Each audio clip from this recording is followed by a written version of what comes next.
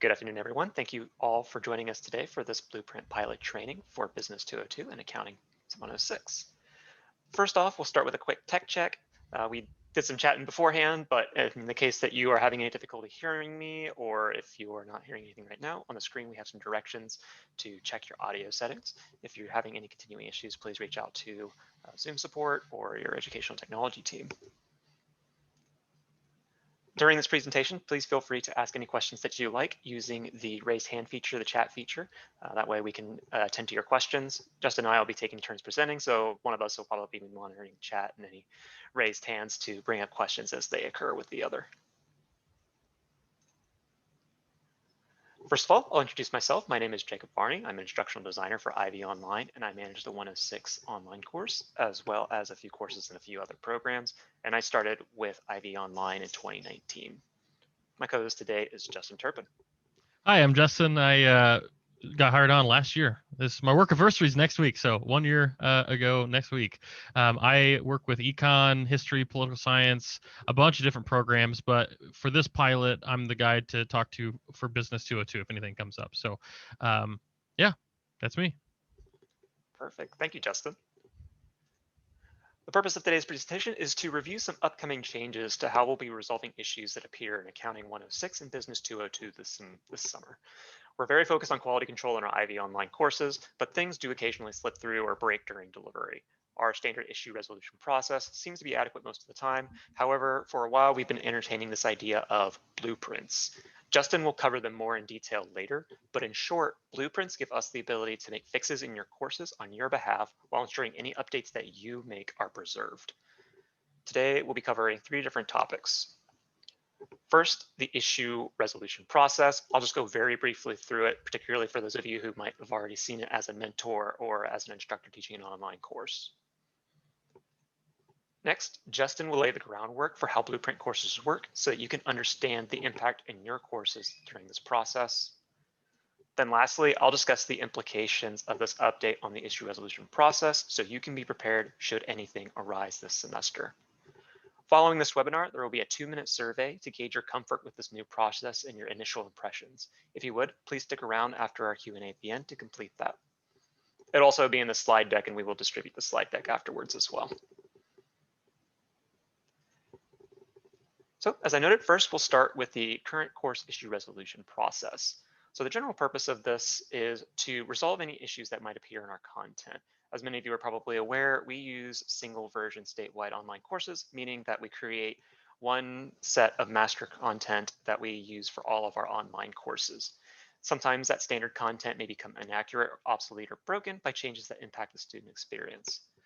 Sometimes we'll experience some broken links, some typos, some missing content, or maybe some inconsistency between, say, a certain page in the syllabus. We need a means of propagating those changes across our online sections, and that's where the course issue resolution process comes in. Typically, issues are reported through the course issue report form located in the instructor resources module in your course. And then the mentors, who are our faculty who we hire to support our online instructors, and the instructional designers, so Justin and I, we review that form to try and identify any of those issues and jump on them as soon as possible. When that mentor identifies the issue for a course they oversee, they'll begin the process of resolving it and maybe in communication with you as they do that. Once it's resolved, it's generally decided whether or not that issue warrants some kind of live change in your sections. And usually we consider the severity of that issue. So some issues that we think require changes to live sections are a broken link that students might need in order to complete an assignment, or maybe some typo that conflicts with information stated in the course, such as a typo in the syllabus that conflicts with some information in like the actual assignment description for, say, a final exam. We also have some issues that we probably think wouldn't require changes in live sections. Those would maybe be broken links to supplemental resources, ones that could just be kind of quietly removed for the next semester, a broken link to a resource that's already been delivered in an assignment and isn't necessary for the rest of the semester, or a typo that doesn't really affect the student experience, such as using the wrong form of there. And if an issue is determined to need intervention in live sections, the mentor will usually publish what we call a course notice report, or as we'll often refer to it, a CNR. A course notice report, or CNR, is a document that outlines a course issue and the steps one might take to resolve it. Generally, these issues are published in the online community of instructors org, which hopefully you're enrolled in. If you're not, please let us know. And we also recommend that for that community of instructors org, that you set your notification settings so that you're receiving any emails that come through. That way, if the mentor ever publishes any course issue reports, you get those as soon as possible and can resolve those issues in your course. Having reviewed our standard process, are there any questions before we discuss blueprints and their effect on this process? Take a quick look at the chat. All right, next I will turn it over to Justin to give you an overview of the blueprint technology and how it works. Yeah, you can go ahead and click to the next slide there, Jacob. Yeah, so blueprints from Canvas essentially changes just a little bit of the process on the technical side. For you all, it really won't look all that different, but normally what we would have is our master course, and then we make our copies, and then those copies become the live sections that you teach, and there's no connection between that master and those copies that are made. That's the normal process. But with blueprints, when you make that copy, it actually has a link.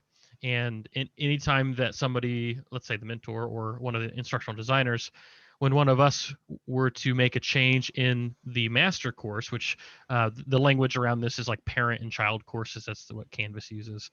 If a change is in this parent course, the mentor then is able to push that update live to every linked child course. So each section that people are teaching live could get an update essentially. So needless to say, that's makes it way easier to make updates when there's one that's necessary. Yeah, you can go ahead and go to the next slide there. So that's the general overview of what blueprints is. It's really just there's a maintained connection between that master course with the parent and the child courses, the live sections that are running. However, there are limitations to it. And there are some safeguards that we have in place to make sure that if you were to go in and customize an assignment or edit it, then we wouldn't override anything that you've done. So customized content will not be able to be updated. So if you think of like your overview page, I'd say usually instructors don't usually customize that one as much as they would maybe an assignment. And so what that does is that maintains that live link with that assignment. But if you were to go in and edit the overview page, then we would see that it wouldn't be able to be updated live.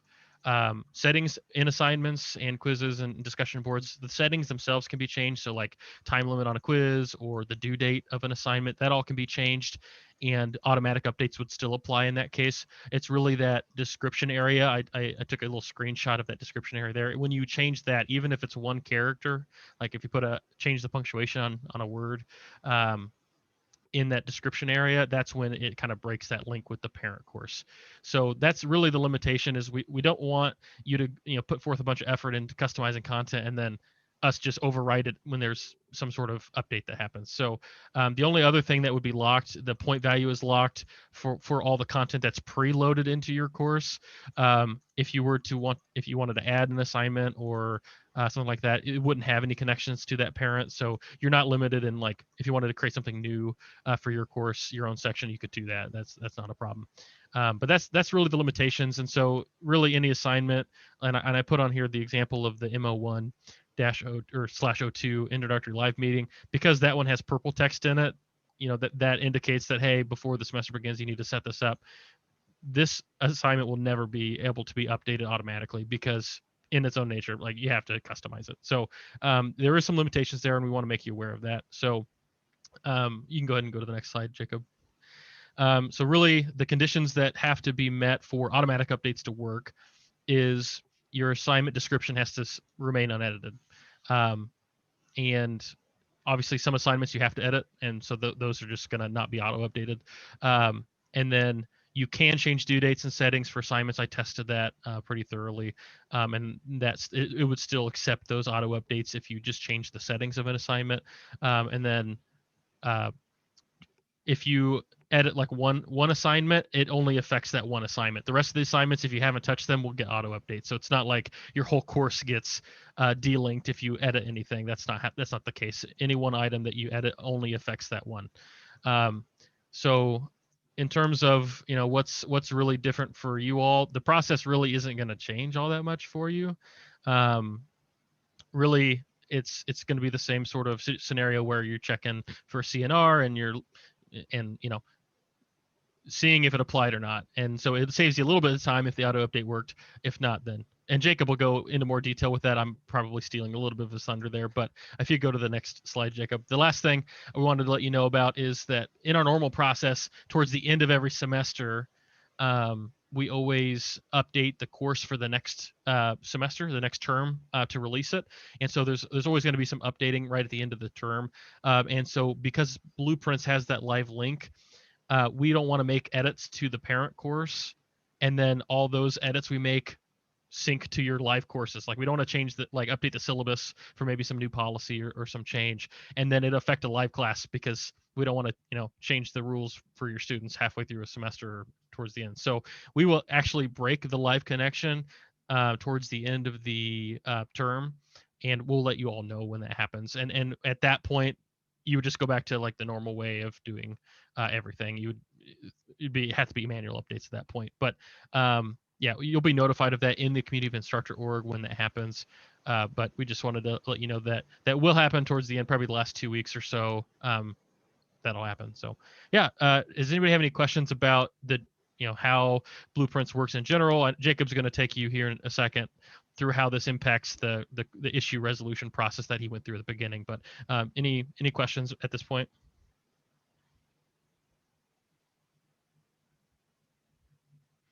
Check the chat. Chat looks good. All right. Jacob, I think it's back to you. All right, sounds good. Thank you, Justin. So I'll just be taking us over our custom course notice reports to kind of show you what to expect in case an issue arises in one of the courses. So I am just going to tab over. So what I have pulled up here is a template that we'll be using for our course issues. If you've been teaching any online courses, this might look familiar to you if you've ever seen a course issue report before. I'm just going to kind of give you a top-down view of what this document is like, just to kind of walk you through the process that you'll go through to apply any changes that might come up. So the first thing that you might note is different if you've seen one of these before is this blueprint info section. We'll try to give you a heads up just to kind of let you know, what the severity of this issue is and whether or not you need to apply it. So we have two different states that you might see accompanying this blueprint info section. So it'll either be noted that this change may be applied to this course. That's tying back to Justin's explanation earlier that sometimes the change might be applied, sometimes it might not. It just depends on whether or not you've made an update to that page in your course. And you just want to make sure that you update that or verify that it's updated should the need arise. And then the next statement would be that it's not automatically applied to your course. So there are some things that won't be automatically applied. Updates to the third-party materials, updates to, Justin, help me out. Is there an additional update that I'm not thinking of other than third-party materials that'll never be updated? Updates after the dissociation. Yeah, updates after dissociation, and then things that are always edited, like the syllabus. Like if there's an update need to happen there because you've put in your instructor information, the syllabus page is not going to be auto updated. Oh, yep, that's a good call. So definitely syllabus. If there's any syllabus updates, you'll always want to make sure you apply those because hopefully you've already filled in the information for that. Next is just some logistical information. So we have the date, we have whomever's submitting it, we have the course number. It'll show up in the org for whatever course you're teaching, so it won't be as pertinent for you. We have the term, we have the category. Most often this will be error report. We do have a special category for when the course is deassociated, but again, generally you'll just see error report here. Problem will provide context for the issue that occurred in this particular online course content, so you can kind of get an understanding of what exactly is going on in your course if you haven't run into this problem yet. Areas affected will identify what areas of the course are being affected, again, just to kind of give you more context about the issue as you go about verifying and solving it. Another new section that we're adding for this particular template is the verify issue is resolved field. So when it's possible that the issue may already be resolved as per that blueprint info statement at the top, this section was added in order to give you some verification steps before you go through the effort of making these changes in your course. I don't foresee any particular issues that might be easier to just look at without having to actually go into edit mode or anything, but kind of wanted to get ahead of that and make sure we're not making you go through an entire process to edit something when it might not even need to be edited. And then we'll have the options to resolve. Again, this will be that step-by-step process that we'll be outlining for you to resolve this given problem. And then the last field, again, this is a familiar one, the expected date of full resolution. In case the issue was not resolved, we'll use this field to give you the status of the issue and information about when another update will be provided. Most often, you'll probably see the first statement that this was corrected in the master course, but in the case that we're still trying to figure something out, you might see a note about a date by which we'll probably provide a resolution or another update on this issue. Before I move on to talking about the dissociation course notice report, does anyone have any questions regarding this process or resolving issues that might show up for your course?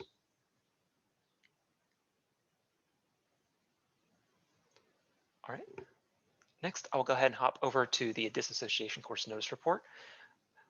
So this one is formatted very much like the one that we just saw, with the only exception being that the description is already filled in, just to give you a heads up to let you know that from moving forward, you will have to complete all of the issue reports that come through. As Justin noted, we will have to deassociate your course from the parent course. That way we can go ahead and make some updates for the next semester, which will mean that none of the changes that we make in the parent course will any longer flow down to your courses. So this is just a quick reminder to let you know, at this point in the semester, please make sure that you're looking at all the issue reports and making any changes that need to be made. And that's the last document that I have for demonstration. Before moving into concluding the session, are there any questions about this overall process?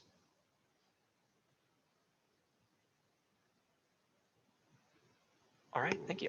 I'll go ahead and hand things off to Justin to take us on home. All right. Yeah, so there is a 2-minute survey that we put together. If you wouldn't mind, he's going to paste it here in the chat for you. If you wouldn't mind just taking that real quick, that's our way of knowing, how comfortable you all feel with this, and we'll be in communication throughout the semester if there are any things that do come up and you're like, hey, you talked about this, but I have no idea how this applies in this situation. Please reach out to us. We're available this whole time to support you. I'm the guy to reach out to for BUSN202. Jacob's the guy for Accounting 106. Yeah, and Jacob, if you want to go to the next slide, show our emails. Those are our emails. Please feel free to reach out. Like I said, we're here for you. So that's really it for this presentation. We're open for questions. If you're still processing and you think of something, please let us know. Yeah, I think we're good. So thank you. Yes, thank you everyone for your attendance.